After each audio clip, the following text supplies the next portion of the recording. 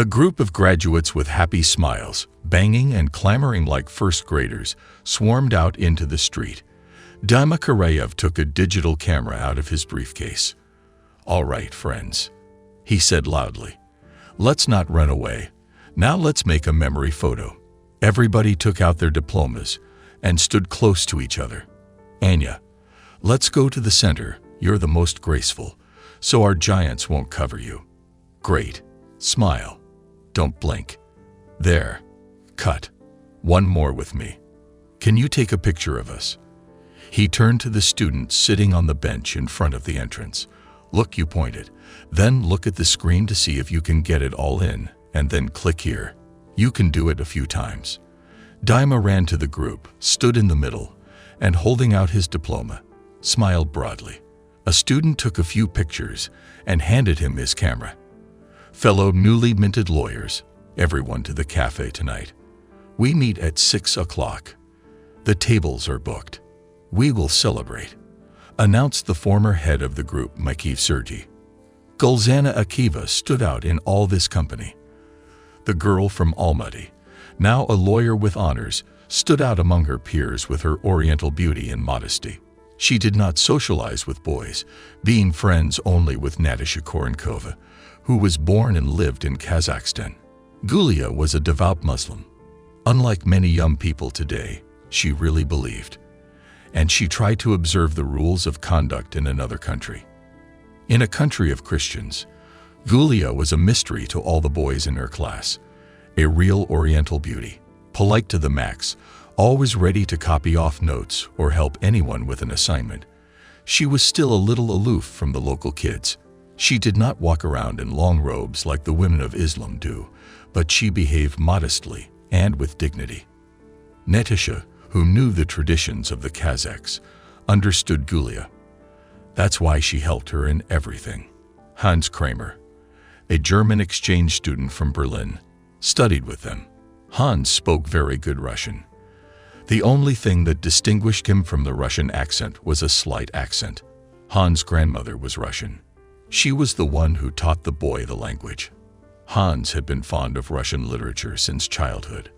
He did not neglect Oriental literature either. He knew by heart the Rubaiyat, Khayyam, poems by Sadi and Nizami. In Germany, he was very friendly with the Turks, so he knew a lot about the traditions of the Muslims. So quite expectedly, he was attracted to a modest, shy girl with an Oriental appearance. Several times Hans tried to talk to her, but the girl lowered her head and silently walked away. Today Hans understood that this was the last chance to talk to Gulzana. Tomorrow both he and she would go their separate ways. He approached the girls. "I apologize. Gulia, will you come to the cafe today?" he asked. Gulia shook her head in the negative. Muslim girls have no place in noisy establishments, where neither father nor brother is present. "Shall we go for a walk in the park today?" Hans suggested. "I would like to talk to you." Gulia again shook her head again and silently stepped aside. Natasha winked at Hans, took her arm, and they left. "Why don't you have fun with us tonight?" she asked her friend when they arrived at the dormitory. It had to be nice to leave the group. "We went to school together for 5 years. Tomorrow we will leave. What kind of memory will we leave behind?" "You know it's a sin," said the girl. "It is a sin," Natasha repeated. "You shouldn't have pushed Hans away. He's a good guy. A very nice guy," Julia said, brushing her hair. "But a stranger. What do you mean, German? So what? On the contrary, he's a cultured boy. You go to the cafe if you want. I'll stay here. I have to pack my things and find out about the plane to Almaty. Tomorrow we'll pack and rent a room," Natasha said. "And today, I'm going to have fun." There was a lot of noise and fun in the cafe. Glasses and glasses clinked. Toasts were heard, music and laughter. Hans asked Natasha to join him for a slow dance. "Why are you so reluctant?" she asked the girl. "What?" The German was surprised. Insistent. "You have studied with us for 2 years, and you have achieved nothing." "Did Gulia say something about me?" he asked Hans. "Nothing at all. She just said you were a nice guy. That's all. That's all. That's a lot for me already. The slow dance is over. You should confess your love to her, Natasha advised, walking away from the German. Maybe something would have worked. Why did you confess? Asked the German. What a strange expression. Is love something to be ashamed of? To admit it? And what would you call a conversation about love? Slyly squinted, asked the girl. Well, I do not know. I don't know. For example, I would explain myself. Well, do it or don't. Gulia gathered her things, ate some tortillas, and drank tea. There was a knock at the door. The girl opened the door. On the threshold stood Hans with flowers. We need to talk, he said. Natasha stood aside to let them in. Natasha went away to make tea. Hans was awkwardly silent. What did you want to tell me? Gulzana asked suddenly. Well, Hans hesitated. Then he plucked up courage and blurted out, Gulia, I fell in love with you at first sight. I want to go to Berlin with you. There I'll introduce you to my parents, and we'll get married. What do you think of that?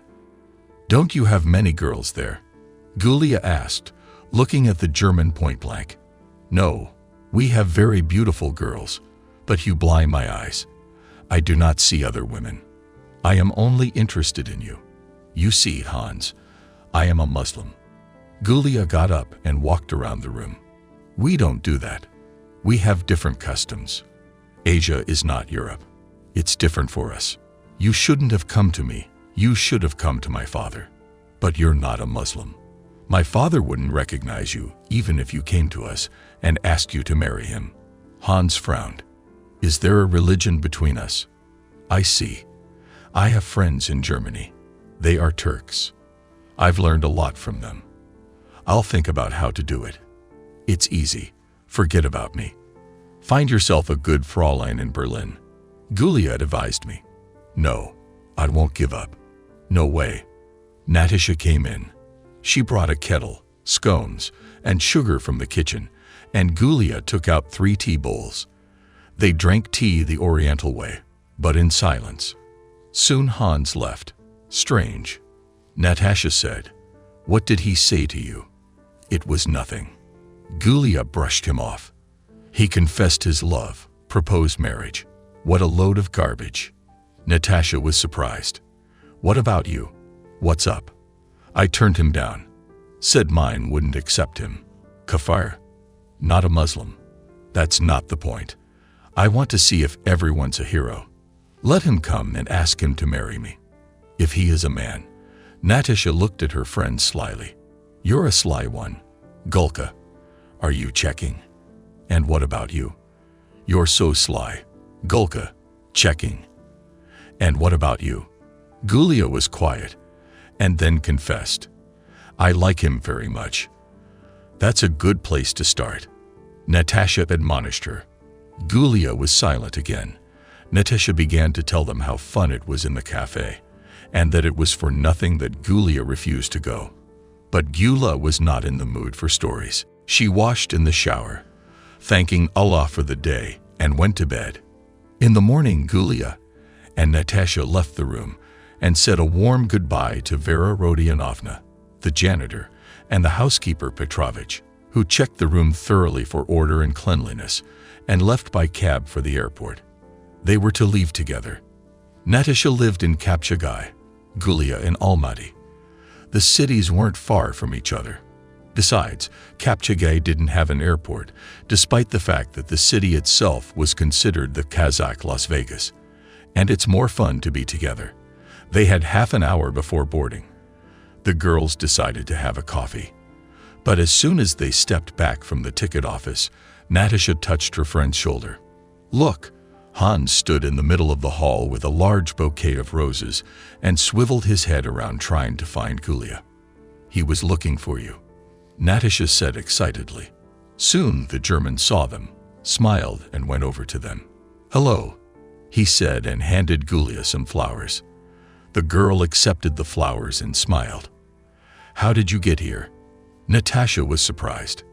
How did you know that we were here? I knew that you were leaving today. The German smiled, looking at Gulia. You told me yesterday. I called you, found out when the flight was leaving, so I came. Well, you are just like Sherlock Holmes. Natasha admired him.